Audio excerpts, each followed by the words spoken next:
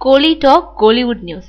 நயன்தாராவோட sincerity 2005 ஐயா படம் மூலம் தமிழ் திரையுலகில் அறிமுகமாகி கடந்த 10 வருடங்களா தமிழ் சினிமாவில் பல ஏற்ற இறக்கங்களை பார்த்தாலும் நயன்தாரா இன்னைக்கு வரைக்கும் முன்னணி ஹீரோயின்ஸ்ல ஒருத்தவங்களா வலம் வந்துகிட்டு இருக்காங்க.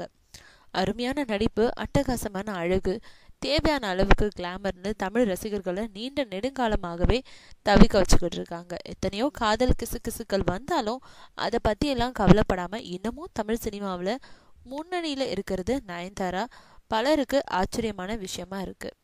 அதுக்கு காரணம் அவங்களுடைய சின்சியாரிட்டி தான் அவங்களோட பணியாற்றினவங்க சொல்லுவாங்க. சிம்பு ஜேடியா மீண்டும் நயன்தாரா நடிக்கும் இது நம்ம ஆளு படத்துல நடிக்க சம்மதிக்கிறதுக்கு முன்னாடி நயன்தாரா எப்படி இருந்தாங்களோ, ஆனா படத்துல நடிக்க சம்மதிச்சதும் அவங்களுடைய சின்சியாரிட்டியை கண்டு படத்தோட இயக்குனர் பாண்டிராஜே அசந்துட்டாராம்.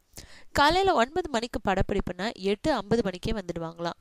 இப்போலாம் ஒரு சில படங்கள்ல தலை காட்டினவங்களே கேரவேன் வசதி கேட்கும்போது நயன்தாரா கேரவேன் கொடுத்தாலும் அதில் தனியாக உட்காந்து சாப்பிடாம யூனிட்டோட தான் சேர்ந்து சாப்பிடுவாங்களாம்.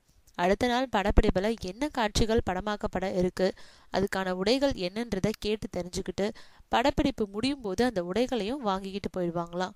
மறுநாள் காலையில எந்த காட்சி எடுக்கப்பட இருக்கோ அந்த உடையோட குறிப்பிட்ட நேரத்திற்கு முன்னாடியே வந்துடுவாங்களாம். அந்த அளவுக்கு அவங்களுடைய தொழில் பக்தி இருக்கா. அதுதான் நயன்தாராவை இத்தனை வருடங்களா முன்னணியில வச்சிருக்குன்னு சொல்றாங்க கோலிவுட் வட்டாரங்கள்.